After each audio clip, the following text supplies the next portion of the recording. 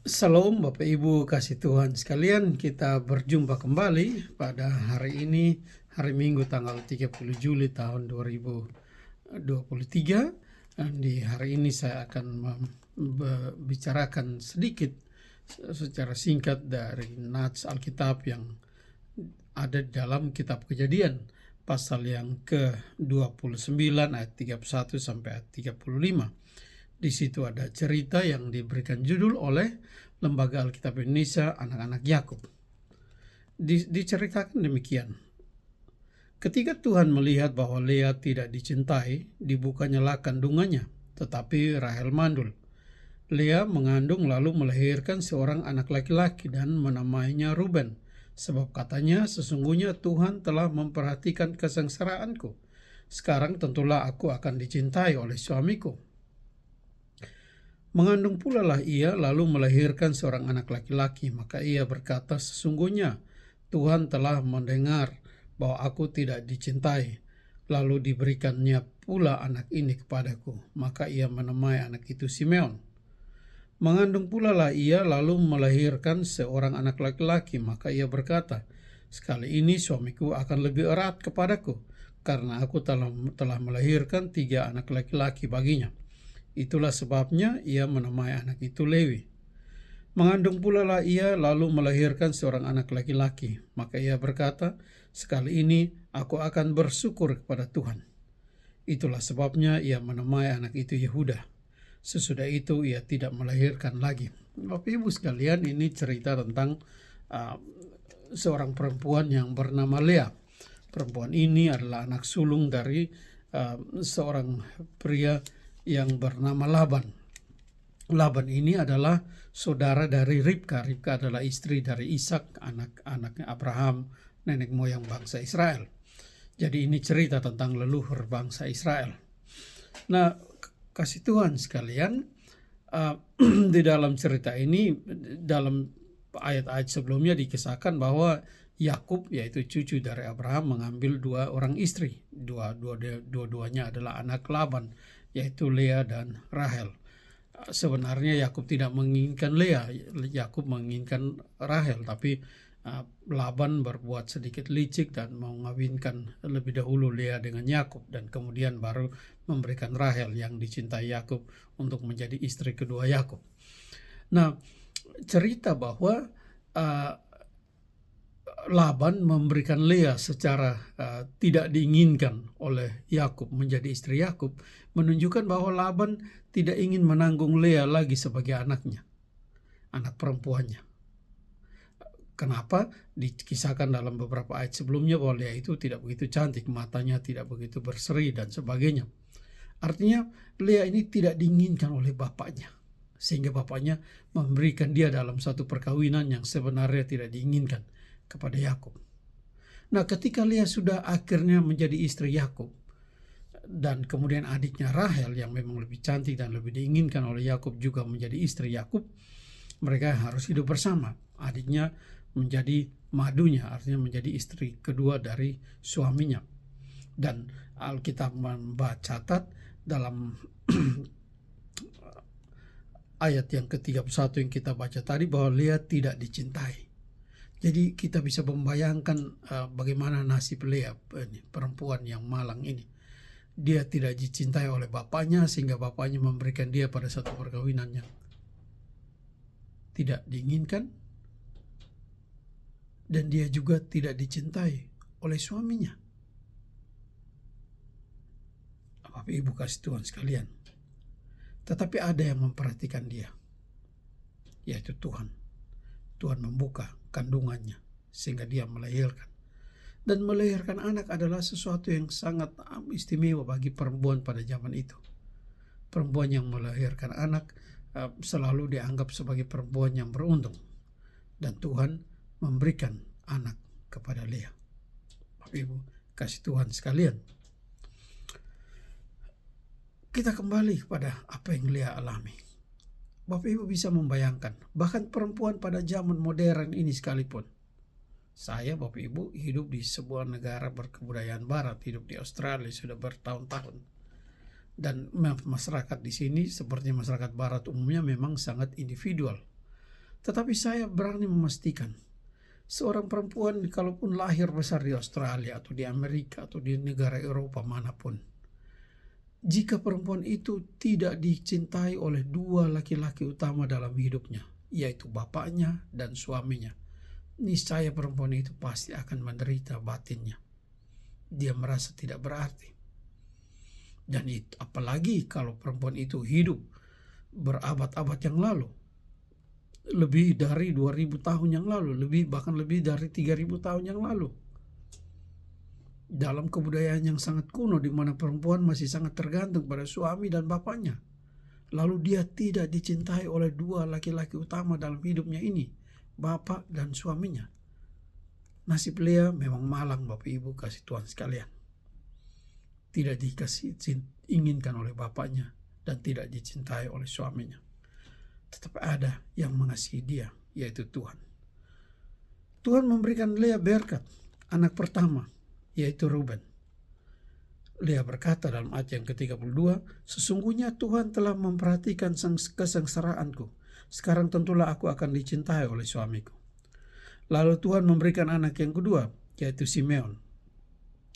Lalu Lea berkata dalam ayat yang ke-33, sesungguhnya Tuhan telah mendengar bahwa aku tidak dicintai, lalu diberikannya pula anak ini kepadaku. Maka anak itu dinamai Simeon. Kemudian Tuhan memberi berkat lagi kepada Lea. Lea mengandung lagi dan melahirkan anak yang ketiga, yaitu Lewi. Dan Lea berkata dalam ayat yang ke-34, bagian pertengahan dari ayat yang ke-34 bacaan kita tadi dari Kejadian 29 tadi. Sekali ini suamiku akan lebih erat kepadaku, karena aku telah melahirkan 3 anak laki-laki baginya. Sebab itulah sebabnya ia menamai anak itu Lewi.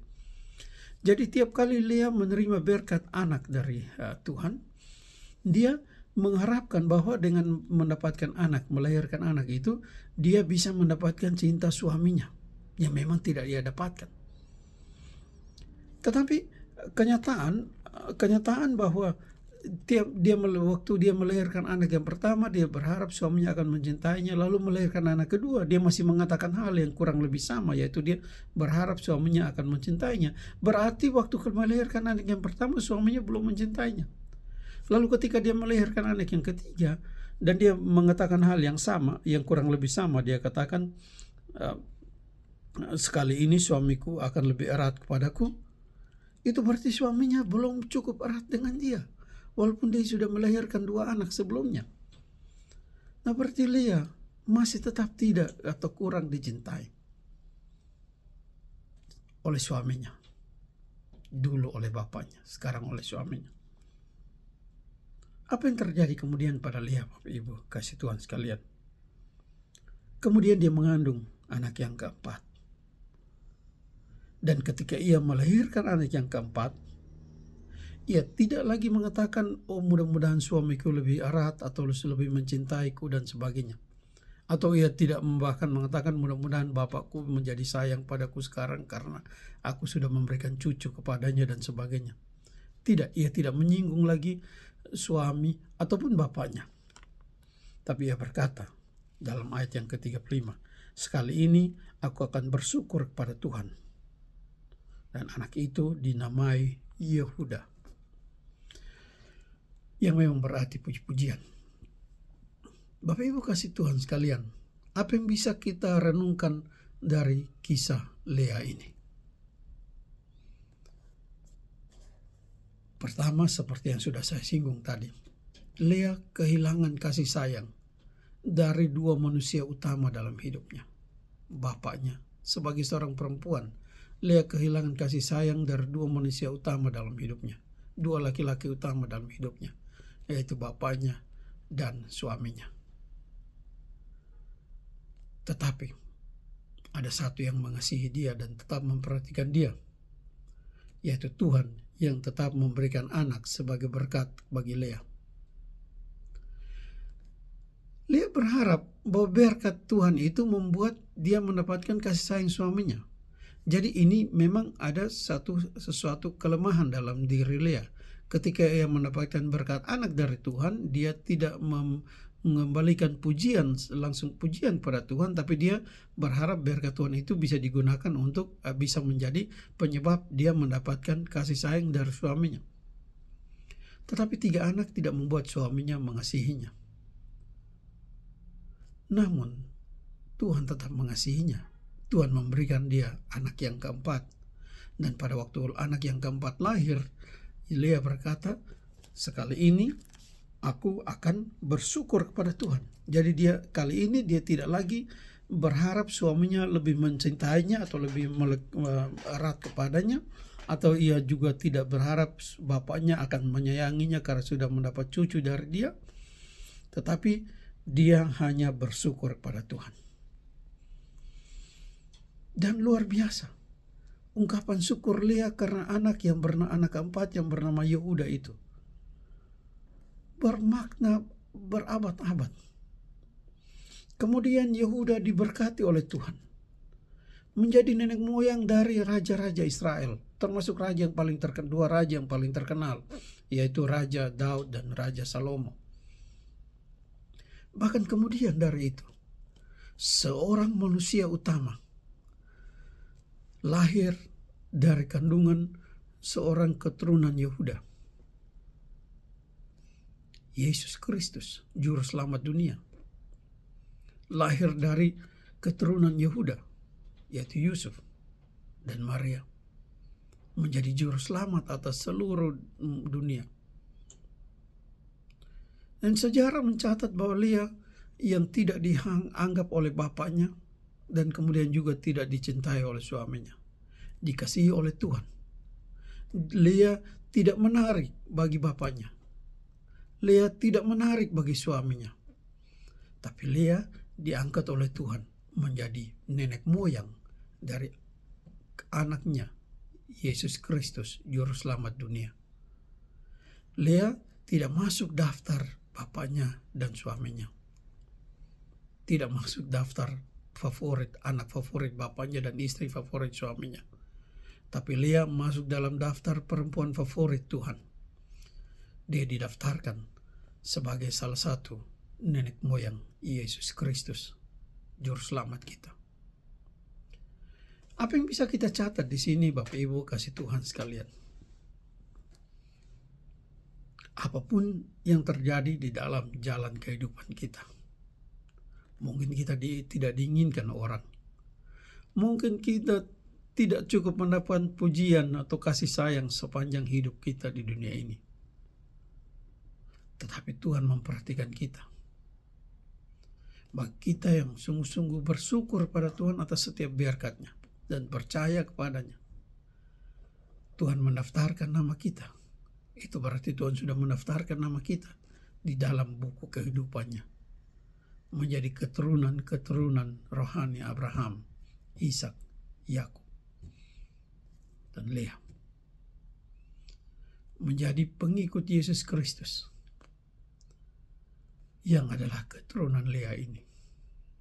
Perempuan yang tidak diinginkan oleh dunia ini, Tuhan pakai di dalam rencana keselamatannya. Mungkin saudara mendengarkan video ini dan merasa hidup saudara kurang berarti. Tetapi saudara bisa dipakai oleh Tuhan. Tetapi Tuhan biasa memakai mereka-mereka yang dianggap tidak berarti di dunia ini demi kemuliaan namanya. Terpujilah Dia yang memakai Lea, memakai saya, memakai saudara di dalam kasih-Nya untuk memberitakan keselamatan di dalam anaknya Yesus Kristus Tuhan kita. Selamat hari Minggu. Tuhan Yesus memberkati kita semua. Amin. Saya Remy Vanggidai dari Canberra, Australia. God bless you all.